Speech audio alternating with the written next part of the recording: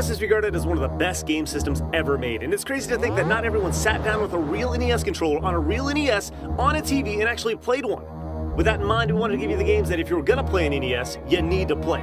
These are just the games that helped make the NES what it was.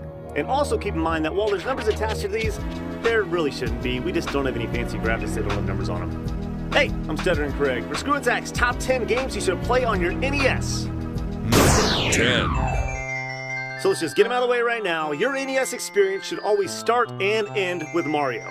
Super Mario Bros. Made the NES a power, and Super Mario Bros. 3 maxed out the NES's power. Both games are still amazingly fun to pop in, whether you never played them or are a seasoned vet. Number 9. The story of Double Dragon is amazing. Yep, that's it. Double Dragon needs to be played simply because it was pretty much where the beat-em-up started. Yeah, there were other games that came out later that were better, but at its core, Double Dragon is what's great about the NES, and for its time, was a really good adaptation of an awesome arcade game. Number 8. Alright, let's be perfectly clear. To appreciate the good, you have to appreciate the bad, and Bart vs. the Space Mutants was certainly a bad game. But you played it because it had Bart Simpson in it. That, and at the time, you didn't realize it was bad. You played it, and you worked around its faults because those were part of the games. And you sure as hell didn't complain about it because at the end of the day, you were playing The Simpsons, and for its time, that was freaking great! Number 7.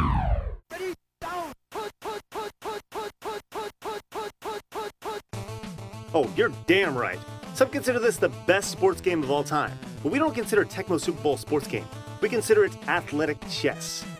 With the king being Bo Jackson and the pawns being everybody else. Number 6. When talking about the RPG genre, there was much debate, but at the end of the day, ScrewAttack's biggest advocate of Final Fantasy, Jared, even pushed for Dragon Warrior. Here's the thing, a lot of us got this game for free with a subscription to Nintendo Power. I mean, think about that. They must have given away a few 100,000 games, and you know what? It saved the series and it's still kicking ass today. But at the end of the day, we're mentioning Dragon Warrior because this is where RPGs began, and without Dragon Warrior, there wouldn't be a Final Fantasy. Number 5. The original Peripheral game, only with a zapper, and it was sweet. Duck Hunt was the first game on the NES to demonstrate that games could be played with more than just a controller with buttons.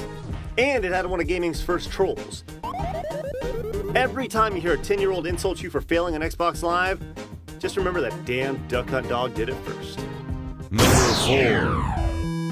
Sure, you've probably heard about it, but you need to experience it. The thing about Metroid is that it actually worked within the NES's limitations to actually benefit the experience by having cold black backgrounds and just bone-chilling music.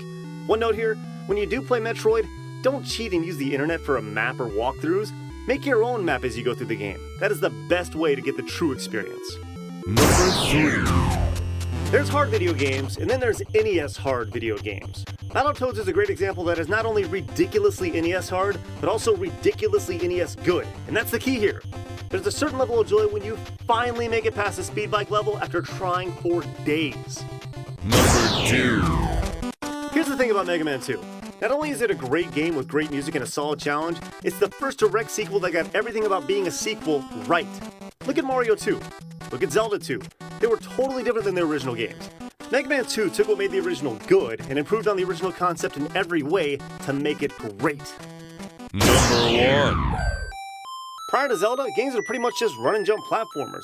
Zelda showed the games could be more than that. Throw in that you had a quest that was so big you actually had to save your game with a freaking battery pack built into the game, because prior to Zelda, the idea of saving your game consisted of pausing your game, keeping the NES on, turning off the TV, and returning later just hoping that mom didn't bump the NES with a vacuum. Oh, and that adventure? Yeah, there's 2 of them. Oh, and there's secrets pretty much on every screen. Oh, and it had a gold cart. A fucking gold cart. Damn, that is still cool. Here's the thing, there are so many more games that we just couldn't squeeze into just 10 for this video. So if you want to see a bunch more games you should definitely play for your NES, head to ScrewAttack.com. And while you're there, let us know in the comments what games you think should be essential to an NES beginner.